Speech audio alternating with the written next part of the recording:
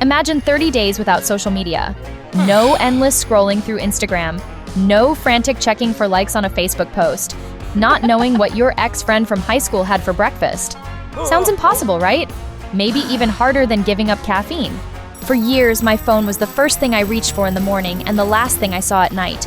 It was my crutch for every awkward silence, my portal to a world that felt more exciting than my own.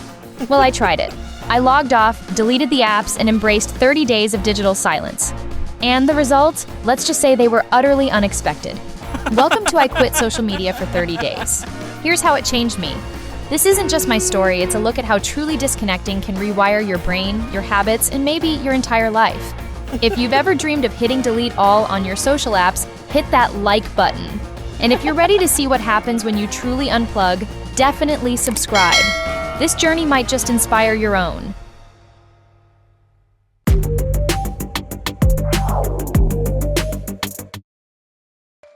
Week 1, the digital withdrawal, days 1, 7.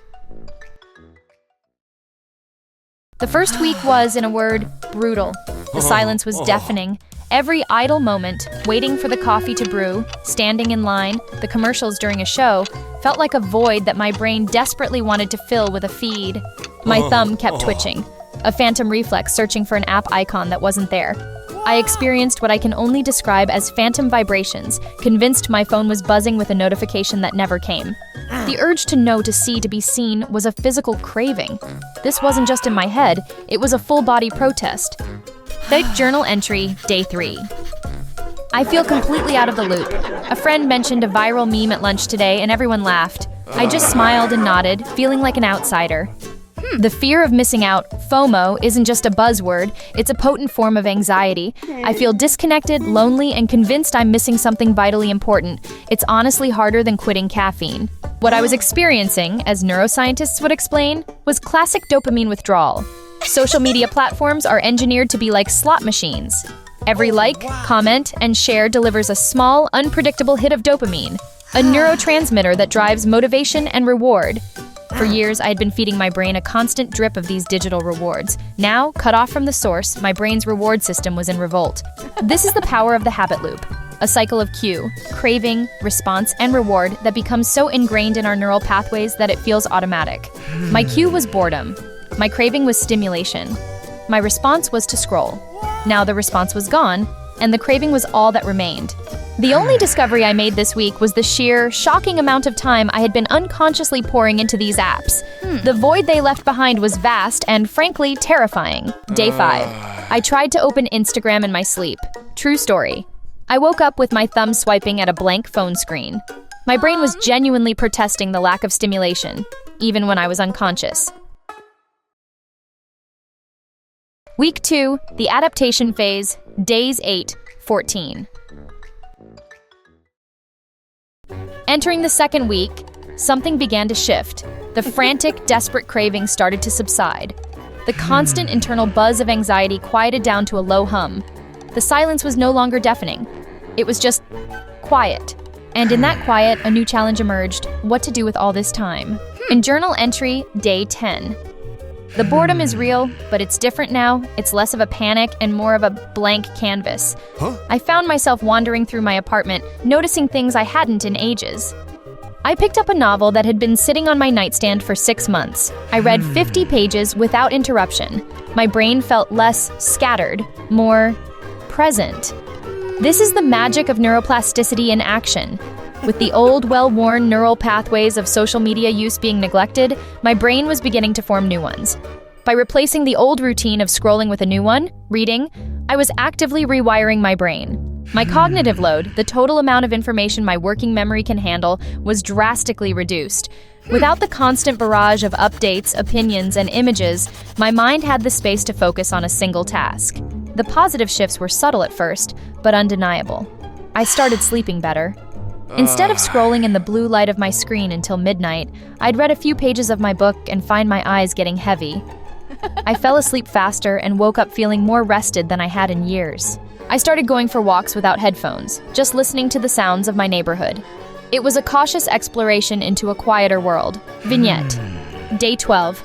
I was in a waiting room and everyone around me was staring down at their phones, scrolling endlessly. For the first time, I didn't feel left out. I felt a strange sense of freedom. I just sat there and watched the world go by. It was peaceful. I'm halfway through this wild detox journey, rediscovering what boredom truly means. But what about you? If you've ever tried to cut down on social media, what was your biggest struggle or most surprising discovery? Drop A for the struggle or A for the breakthroughs in the comments. Your story might inspire someone. Week 3, deep dive into real life, days 15, 21. Week 3 was where the transformation truly took hold. The initial struggles were now distant memories. The benefits weren't just subtle shifts anymore, they were profound changes in my daily experience. My mood was consistently better, my focus was sharper, and time itself seemed to expand. A journal entry, day 18. I had coffee with a friend today, and for the first time in a long time, I left my phone in my bag the entire time. I was completely there. I found myself truly listening to her, asking follow-up questions, not just waiting for my turn to speak or for a gap to check notifications. The connection felt deeper, more real. I realized how often I was only half present in my own life. This experience is perfectly explained by self-determination theory, which suggests that our well-being hinges on 3 core psychological needs: autonomy, competence, and relatedness. Social media offers cheap, unsatisfying substitutes for these needs, but this detox forced me to find genuine satisfaction offline. My need for relatedness was no longer met by superficial likes, but by real, face-to-face conversations. My need for competence wasn't from a curated profile, but from finishing a book or cooking a new recipe.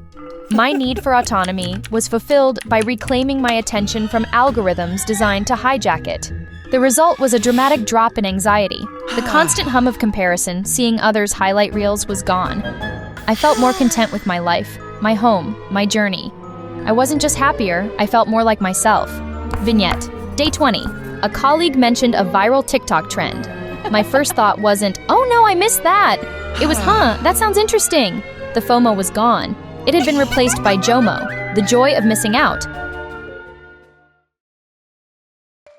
Week 4, reflection and reintegration, days 22, 30. As I entered the final week, a new feeling emerged, a mix of pride and apprehension. I was proud of making it this far and felt a sense of clarity I hadn't experienced in a decade, but I was also nervous about the end of the 30 days. How could I re-enter the digital world without falling back into the same old traps? Journal entry, day 28. I sat down and made a list of what I'd missed. It was short. I missed quick messages from a few close friends. I missed seeing photos of my niece who lives across the country. That was it. I didn't miss the endless stream of content, the ads, the outrage, the performance. I realized who my real friends were, the ones who still called or texted, even when I was digitally invisible. This period of reflection is the most critical part of the process. It's where you move from a temporary detox to a permanent philosophy. I was inspired by the concept of digital minimalism, championed by author Cal Newport. The idea isn't to reject technology, but to use it with extreme intention. To ask of every app and service, does this tool support something I deeply value? And is it the best way to do so? I realized social media could be a tool, but only if I was the one holding the screwdriver, not the other way around. The goal was no longer abstinence, it was control. Vignette, day 30. My 30 days were up. I sat with my phone in my hand, but I didn't re-download the apps. Instead, I opened my web browser, logged into one account, checked my direct messages, responded to a friend, and then logged out. It took 5 minutes. I felt no urge to scroll. I was in charge. The return, beyond 30 days. So, what happens after the detox? For me, it wasn't a return to the old ways. It was the beginning of a new, healthier relationship with technology. I re-downloaded only 2 apps, but with strict new rules. First, all notifications are off, permanently. I check them on my own time. Second, my phone does not enter my bedroom. I bought a $15 alarm clock, and honestly, it's one of the best investments I've ever made. Third, I curated my feeds ruthlessly, unfollowing hundreds of accounts that didn't bring me genuine joy or value. And finally, I practice regular mini detoxes. Every Saturday, I go completely offline as a digital Sabbath to maintain that sense of peace and presence. Well, the goal was never to quit forever. It was to find balance. Social media can be a powerful tool for connection and information, but only if you are in control. This journey taught me that I am. Conclusion. My 30 days without social media were a roller coaster of withdrawal, discovery, and profound self-reflection. It started with a feeling of deep discomfort and ended with a sense of deep contentment. From the constant cravings of a dopamine-starved brain to the newfound calm of a focused mind, it was a testament to our incredible ability to adapt and rewire ourselves. I learned that social media is a powerful tool, but it can also be a demanding master. More importantly, I learned that disconnecting isn't about missing out. It's about making space for what truly matters. Real connections, personal growth, and genuine presence. The goal isn't to demonize these platforms, but to use them with intention, not out of habit. To use them to support our lives, not to become our lives. So, are you ready to reclaim your time and attention? To redefine your relationship with social media? You don't have to go cold turkey for 30 days. Try a mini detox, even just for 24 hours, and see what you discover. Your journey to digital well-being starts with a single intentional step. What's your biggest takeaway from this 30-day journey? And what's one small step you could take this week towards a healthier digital life? Share your thoughts in the comments below. We read every single one. And if this episode inspired you to unplug even for a little while, hit that like button and subscribe. Join us here at GENSHIFT as we continue to explore how to live a balanced, fulfilling life in the digital age. Thanks for watching.